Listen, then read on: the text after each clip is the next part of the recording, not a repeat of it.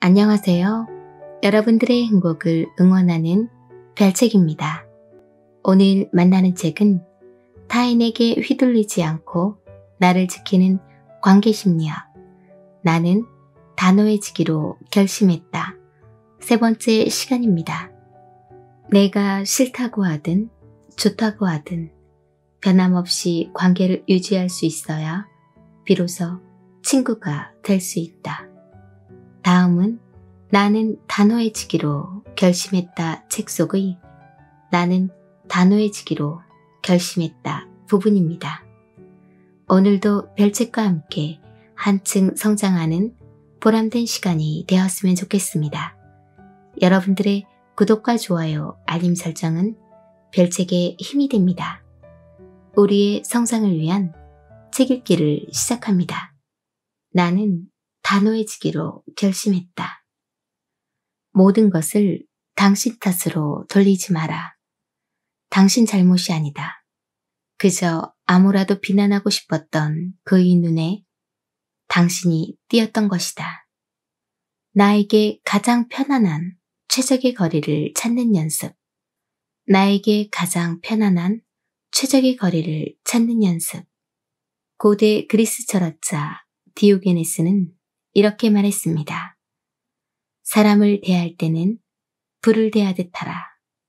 다가갈 때는 타지 않을 정도로, 멀어질 때는 얼지 않을 만큼만. 단호하게 행동하고 싶다면 먼저 단호하게 생각해야 한다. 말하지 않아도 생각은 상대에게 전해지기 때문이다. 이것은 능숙하게 한계를 정하는 방법일 뿐만 아니라 단호한 모습을 보여주는데도 효과적이다.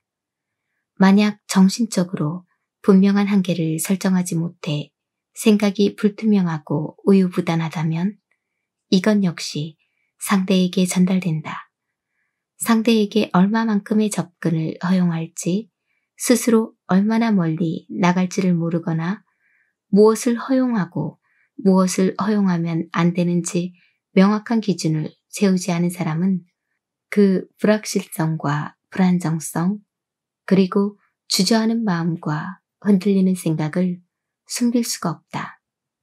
이렇게 나약한 심리 상태는 상대방에게 자신의 구역을 침범해도 좋다는 유혹으로 보일 수 있다. 침범할 의지가 없는 사람들도 이런 사람들 앞에서는 쉽게 한계를 침범해온다. 한계를 정확하게 보여주지 않아서 그들이 얼마나 나가도 되는지, 얼마나 멀리 떨어져서 거리를 두어야 하는지 알 수 없기 때문이다. 그러므로 관계를 맺을 때 가장 중요한 것은 자신의 한계를 확실하게 인지하고 표현할 줄 아는 분명한 태도다. 누구를 어디까지 초대할 것인가? 정원이 딸린 널찍한 집에 사람들을 초대한다고 상상해보자. 굳이 대문 안으로 들이고 싶지 않은 사람은 누구인가? 정원까지만 초대하고 싶은 사람이 있는가? 현관을 통과해도 되는 사람은 누구인가? 거실에 들어와도 상관없는 사람은? 식당이나 주방까지 들어오는 것을 허용할 수 있는 사람이 있는가? 또 2층에 올라가도 되는 사람은 누구인가? 당신의 서재나 침실에 들어가도 되는 사람은? 이렇게 생각해보면 사람에 따라 우리의 한계가 변하는 것을 알 수 있다. 단호한 사람들은 같은 회사 동료라도 동료마다 신뢰의 정도가 다르고 기댈 수 있는 여지를 다르게 설정한다. 동료들이 가지고 있는 역량과 그들과 맺은 관계의 역사가 다르기 때문이다. 아리송해서 한 번의 대답을 못하겠는 사람이 있다면 천천히 여러 번 다시 생각해보면 된다. 이렇게 생각하는 연습에 익숙해지면 상대를 대하는 당신의 태도는 분명해지고 더 빠르고 확실하게 각각의 상황에 맞는 반응을 보일 수 있으며 그에 걸맞은 신호를 보내게 될 것이다. 시행착오를 거듭하며 여러 경우의 수를 쌓는 것도 방법이다. 다양한 상황에 대한 경험이 쌓이면 자신이 취약한 유형에 대해 파악할 수 있고 예방할 수 있는 자신만의 해결책을 고안하게 된다. 상상만 하는 것이 어렵다면 글로 써보는 것도 좋다. 일상에서 자주 만나는 사람들, 가족이나 직장 동료들의 이름을 쓰고 그들과 어떤 면에서 가까워지고 어떤 면에서 거리를 두고 싶은지 쓰는 것이다. 평소 나를 힘들게 했던 사람이 있다면 더 이상 참을 수 없다고 생각한 그의 행동을 적고 참지 않겠다는 강한 결심을 하는 것이 좋다. 인생의 성공 여부가 온전히 개인에게 달려있다는 오프라이즘의 주인공 오프라 윈프리는 자신에게 맞는 건강한 경계를 정해놓지 않으면 사람들은 당신의 욕구를 무시하게 된다고 말했다. 우리가 단호해지려고 하는 근본적인 이유는 우리의 삶을 스스로 결정하기 위해서다. 주저하지 말고 흔들리지 않는 분명한 태도로 한계를 설정하자. 그 어떤 순간에도 남의 짐을 대신 짊어지지 마라. 멕시코 정치가 베니토 후아레스는 이렇게 말했습니다. 사람 사이는 나라 사이처럼 서로의 권리를 존중할 때 평화가 온다. 도대체 왜 나의 책임에는 끝이 없는가? 사업가로 성공한 프랑크는 다음 사업을 시작하기 전까지 재충전의 시간을 갖기로 결심했다. 운영하던 회사는 좋은 조건에 다른 회사에 넘겼고 늘 바랐던 대로 외국의 어느 섬으로 가서 휴가를 보낼 계획을 짰다. 그러나 상황은 의외로 전개되었다. 그가 더 이상 차를 가지고 매일 출근하지 않는다는 것을 알게 된 한 친구가 틈만 나면 차를 빌려달라고 졸랐던 것이다. 그리고 차를 가지러 올 때마다 자신의 사업 아이템에 대해 자문을 구했다. 처음엔 선뜻 차도 빌려주고 아이템에 대한 조언도 해주었지만 차를 빌리는 용건이 마트에 가는 것에서 다른 지역으로 여행을 가는 것으로 바뀌고 아이템에 대한 조언이 시장 조사와 경쟁 아이템 분석으로까지 이어지자 프랑크는 더 이상 안 되겠다고 생각했다. 그래서 하루는 차를 빌리러 집으로 오겠다는 친구의 말에 선뜻 대답하지 않고 주저하는 내색을 보였다. 그러자 친구는 어차피 차 쓸 일도 없으면서 차고에 있는 차를 빌려주는 게 그렇게 힘든 일이야? 그리고 새로 사업을 시작하는 친구를 위해 이 정도는 해줄 수 있는 거잖아. 라고 말하며 프랑크를 형편없는 인색한 사람으로 몰아갔다. 모든 책임을 남의 탓으로 돌리는데 능숙한 사람들에게 맞서기 위해서는 먼저 내 안에 중심을 제대로 잡고 다른 사람의 욕구만큼 나의 욕구도 소중하다는 마음을 가지고 정신적으로 선을 그어야 한다. 파리에서 심리치료사로 활동하고 있는 이사벨 나자레 아가는 자신의 책 나는 왜 맨날 당하고 사는 걸까? 에서 이런 사람들에 대항해 흔들리는 마음을 붙잡고 선을 긋는 방법을 소개했다. 그 방법은 이런 상황이 발생할 때마다 내가 정말 친절하지 않은 사람인가? 라고 자문하는 것이다. 그리고 그 질문에 답하기 위해 다음과 같은 추가적인 질문을 던져야 한다. 내가 다른 사람들을 위해 친절한 일들을 얼마나 하는가? 자주 그런 행동을 하는가? 내 욕구나 필요가 그의 욕구보다 덜 중요한 걸까? 그는 평소에 나를 위해 어떤 친절을 베푸는가? 이 질문에 답하다 보면 나의 책임과 너의 책임을 구분할 수 있다. 친구가 새 사업을 시작하기로 한 것은 그의 선택이 아닌가? 그의 사업이 내가 책임져야 하는 일인가? 쉬고 싶어서 사업을 그만둔 것이니 나 역시 나만의 시간을 누릴 권리가 있지 않은가? 설령 내가 그저 놀고 있는 것일지라도 내 시간을 내가 원하는 대로 쓸 수 있게 존중받아야 하는 것 아닌가? 그렇다고 하나하나 따져가며 주변 사람들을 위해서 친절을 베풀지 말라는 말이 아니다. 우리가 해줄 수 있는 일은 기꺼이 해주어야 한다. 다만 일방적이거나 나의 정신적, 신체적 한계를 넘어서까지 친절을 베풀 필요는 없다는 말이다. 이미 저렇게 말하는 사람들은 자신들의 욕구만 중요하게 생각하지 당신의 욕구는 안중에도 없는 사람들이다. 자신의 한계만큼 다른 사람의 한계를 존중하지 않는 사람의 말에 흔들리지 마라. 그들이 바라는 것은 당신의 친절이 아니라 당신을 희생시키면서까지 자신의 욕구를 충족시키는 것이다. 네가 일을 망쳤어 라는 비난에서 벗어나라. 책임을 전가당하는 또 다른 경우는 결과가 좋지 않을 때 잘못된 결정을 내렸다며 비난받는 것이다. 당신이 회사 워크숍 기획을 맡았다고 가정해보자. 각 팀의 업무 일정과 월말 마감 일정 등 여러 가지 요소를 고려하여 워크숍 날짜를 잡았는데 그날 아침이 되자 비가 왔다. 당신은 어떻게 반응할 것 같은가? 혹시 하필 나를 잡아도 이런 날을 잡다니 난 정말 제대로 하는 일이 하나도 없어 라고 생각하지는 않는가? 모든 것을 당신 탓으로 돌리지 마라. 당신은 전지전능한 신이 아니다. 그런 것은 당신의 능력으로 해결할 수 없는 것이다. 스스로를 자책하며 내 것이 아닌 짐을 짊어져 봤자 우리 자신만 힘들다. 어떤 결정이 좋을지 선택 시점에서 미리 알 수 있었는지 발생한 문제가 내가 결정을 내리기 전에 일어난 일인지 아니면 결정을 내린 후에 일어난 일인지를 따져보면 일이 잘못된 것이 모두 당신의 책임만은 아니라는 것을 알게 될 것이다. 모든 조건을 통제하는 상황에서 완벽한 선택을 하는 일은 많지 않다. 돌발 상황이 발생할 가능성은 어디에나 있다. 결정을 내릴 때는 어쩔 수 없이 위험 부담을 안고 가야 한다.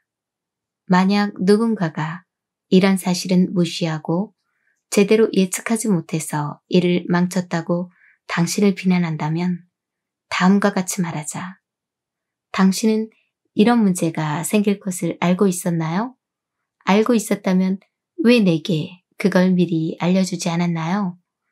문제가 발생한 후에 결과론적인 비난은 문제 해결에 아무런 도움도 주지 못한다. 그는 그저 책임을 물을 누군가가 필요한 것이고 당신이 운 나쁘게 걸린 것뿐이다. 당신의 잘못이 아니다. 그저 아무라도 비난하고 싶었던 그의 눈에 당신이 띄었던 것이다. 시끄러운 세상에서 표정, 제스처, 태도로 관계를 바꾸는 기술. 첫 번째 메시지, 표정. 부성 영화에는 말이 아닌 의미심장한 표정이 있다. 상대의 기분을 나쁘지 않게 하면서도 만만해 보이지 않는 표정을 찾는 것이 중요하다. 물론 미소는 바람직한 것이다. 그러나 미소는 한결같이 얼굴에 달고 다닐 때가 아니라 필요한 상황에서 이따금 보일 때 한층 더 값지다. 많은 사람들이 이제까지 오로지 입을 늘어뜨리는 미소밖에 몰랐기 때문에 미소에도 다양한 종류가 있다는 것을 오랫동안 잊고 지냈다. 비굴한 미소가 있는가 하면 자신의 이익을 늘리기 위한 영악한 미소가 있고 기계적인 미소, 마음에서 우러나는 미소, 주도권을 잡으려는 의도에서 나오는 자신감 있는 미소도 있을 것이다. 거울 앞에 서서 친절한 단계부터 중립적인 태도를 거쳐 진지한 태도에 이르기까지 변화무쌍한 미소를 연습해보라. 가령 미소를 짓지 않으면서 기쁜 일에 대해 생각해보는 것이다. 그러면 당신의 얼굴과 눈빛에 미소가 담길 것이다. 그런 다음에는 쌀쌀한 빛을 내보이지 않으면서 사무적인 얼굴 표정을 지어보라. 상대에게 한계에 대한 신호를 보내면서 동시에 그에게 좋은 인상을 잃지 않는 방법은 얼마든지 있다. 표정으로도 진지한 태도를 드러낼 수 있고 선을 그을 수도 있다. 당신이 한계를 정하고 싶을 때는 그때그때의 상황에 맞게 얼굴 표정을 바꾸는 것이 좋다. 중립적이고 사무적인 표정을 지으면 한계를 설정하더라도 감정이 상하는 일은 줄어들 것이다. 두 번째 메시지, 제스처. 당신의 제스처는 많은 의미를 내포한다. 감정을 공격하지 않으면서 상대방에게 선을 그을 의지가 있다면 손과 팔을 자신의 몸 가까이에 밀착시키고 몇 가지 제스처를 보여주는 것이 좋다. 가령 입장을 분명히 하는 말을 할 때 상대 쪽으로 손등을 보이고 두 사람 사이 공간에서 손을 짧게 움직이는 것이다. 상상의 선을 그음으로써 여기가 넘지 말아야 할 선이라는 암시를 할 수 있다. 상대를 향해 정지 신호 같은 손동작을 보이면 더 분명한 태도를 표현할 수 있다. 거절하듯이 상대를 향해 손바닥으로 밀어내는 동작을 취하면 된다. 상대방의 제스처를 보고 내가 어떤 느낌을 받았는지, 나의 제스처를 보고 상대가 어떤 반응을 보였는지를 파악하는 것이 적절한 제스처 사용에 도움이 된다. 거울 앞에 서서 실제로 자연스럽고 즉각적으로 제스처를 취할 수 있도록 연습하는 것도 중요하다. 이런 연습을 한 다음에 누군가를 만나면 아주 간단하게 의도한 목적을 이룰 수 있을 것이다. 세 번째 메시지, 태도. 당신 자신과 당신의 한계를 지키는 태도. 이럴 때 자세를 바꾸는 것이 효과적일 수 있다. 예컨대 의자에 등을 기대고 편하게 앉아 있다가 허리를 펴고 똑바로 앉는 것이다. 이 동작으로 우리는 허리가 딱딱하게 굳을 정도로 오래 당신 혼자 이야기하고 있다는 속마음을 드러낼 수 있을 것이다. 더 이상은 무리라고 표현하거나 처음부터 접촉을 받아들이지 않으려면 분명한 태도를 통해 오해를 방지하는 신호를 보내야 한다. 두 팔을 벌려 마치 다정한 포옹을 하려는 듯한 개방적인 자세는 금물이다. 가슴에 팔짱을 껴서 접근이 차단되었다는 느낌을 주는 폐쇄적인 태도를 보여야 한다. 개방적이고 긴장이 풀린 편안한 태도는 상대를 불러들이고 폐쇄적이고 경직되어 가볍게 긴장한 태도는 거리를 유지하게 만든다. 전문가들의 연구 결과에 따르면 사람의 비언어적 표현이 언어적 표현보다 상대에게 더 강렬한 인상을 준다고 한다. 우리가 무의식 중에 드러내는 표정, 제스처, 그리고 태도의 영향력은 생각보다 크다. 이 무의식의 메시지들을 제대로 활용할 수 있다면 우리 자신을 지키는 보호수단도 더 풍부해질 수 있을 것이다. 거절하고 선을 긋는 말을 하는 방법. 말로써 선을 그어야 하는 경우는 전화 통화부터 저녁 식사를 하며 자녀와 나누는 대화 또는 커피를 마시면서 동료와 나누는 가벼운 잡담에 이르기까지 실로 다양하다. 우리가 각양각색의 상황에서 잊지 말아야 할 단 한 가지는 모르는 사람이 갑자기 걸어온 영업전화에서든 부모와 자식처럼 가까운 관계에서든 한계는 반드시 필요하다는 것이다. 다음의 세 가지 방법이 보다 쉽게 한계를 지킬 수 있도록 도와줄 것이다. 첫째, 자신을 정당화하고 상대에게 안 되는 이유를 설득하려 하지 마라. 구두로 선을 그으려고 할 때 대부분의 사람들은 자신의 주장이 얼마나 합리적인지 설명하려고 한다. 그러나 이런 식의 접근으로는 궁지에 빠지기 십상이다. 당신에게 생명보험을 팔려고 하는 친절한 신사는 당신이 제기할지도 모르는 모든 의문을 풀어줄 만반의 준비를 갖추고 반론을 준비하고 있을 테니까 말이다. 누구의 주장이 더 옳은가는 핵심이 아니다. 중요한 것은 당신의 한계, 당신의 영역, 당신의 돈, 당신의 시간을 보호하는 것이다. 그러기 위해서 자신의 주장에 대한 이유를 늘어놓거나 자신을 정당화할 필요는 없다. 이번에 좋은 보험이 나왔는데 기존 보험에서 새로운 보험으로 변경하는 것이 어떠냐는 영업사원의 전화에 저는 전화로는 보험에 가입하지 않습니다. 필요할 경우 지점을 방문하겠습니다. 라고 말해야 한다. 여기서 핵심은 증언부언하지 않고 당신의 의사를 반복해서 말하는 것이다. 영업사원이 계속해서 전화로 가입할 것을 권한다면 필요할 경우 지점을 방문하겠다는 말을 반복해서 하라. 왜 전화로는 가입하지 않는지, 언제쯤 필요하게 될지는 말하지 않아도 된다. 문장을 반복하는 것으로 충분하다. 그리고 가능하다면 어떤 내용이든 정중한 방식으로 표현하는 것이 당신에게 더 마음 편할 것이다. 그렇지 않아도 더 급료가 많은 일자리를 찾는 콜센터 직원의 마음이 덜 상할 것이기 때문이다. 근거를 주장하는 일은 곧 자신을 정당화하는 일이다. 당신의 한계에 따라 내린 결정을 스스로 정당화하기 시작하면 당신의 입장은 약화되고 이내 궁지로 몰리게 된다. 최악의 경우에 정당화에 실패하여 상대에게 미안하다는 말을 하게 될지도 모른다. 여기가 나의 한계라는 것은 다른 사람에게 설득시켜야 할 일이 아니다. 보여주는 것만으로도 충분한 일이다. 둘째, 솔직하게 말하라. 다른 사람을 정직하게 대해야 할 의무가 있기 때문이 아니다. 아무리 사소하더라도 허풍은 사람을 약하게 만들기 때문이다.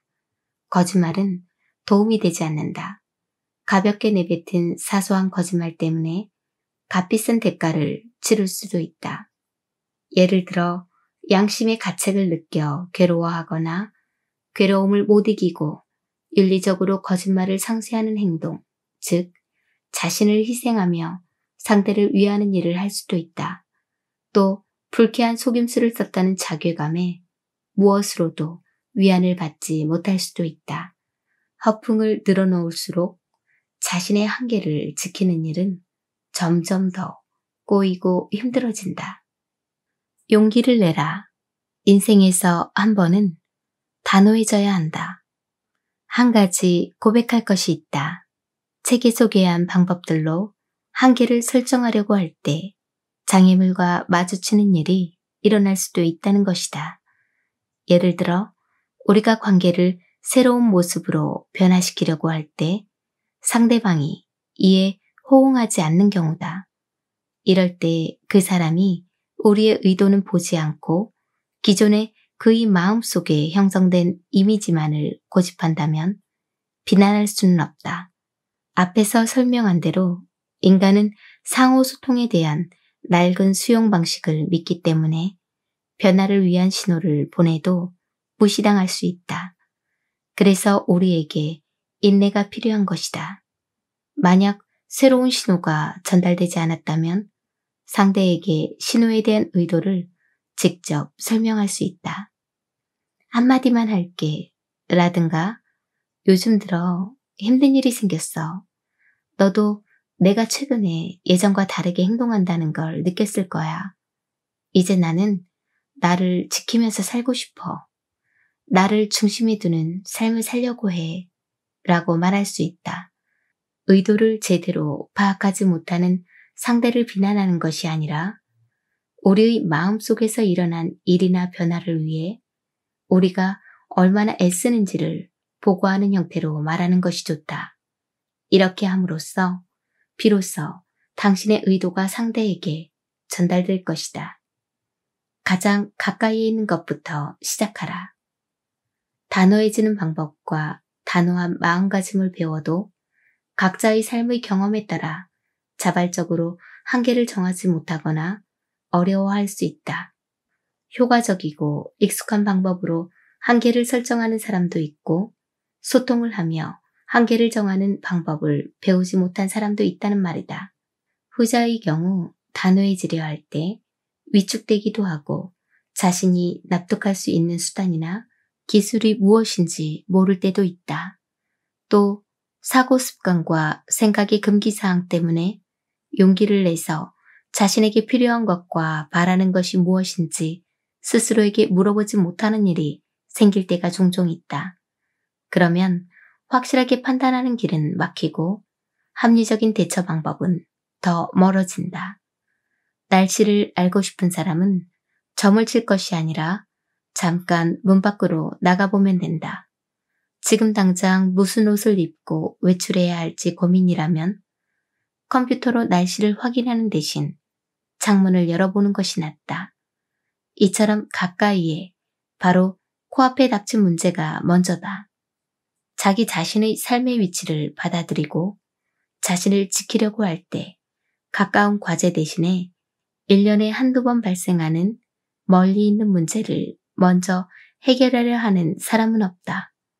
가장 첫 번째로 해결해야 할 문제는 구체적인 삶의 문제와 맞닿아 있는 것이어야 한다. 나와 가장 가까운 사람, 가장 자주 부딪히는 문제부터 하나씩 차근차근 적용해 나가면 된다. 여기까지가 오늘의 책 내용이었습니다. 오늘도 힘내시고 좋은 날 만드시길 바랍니다. 내일은 더 나은 당신의 세상이 될 것입니다.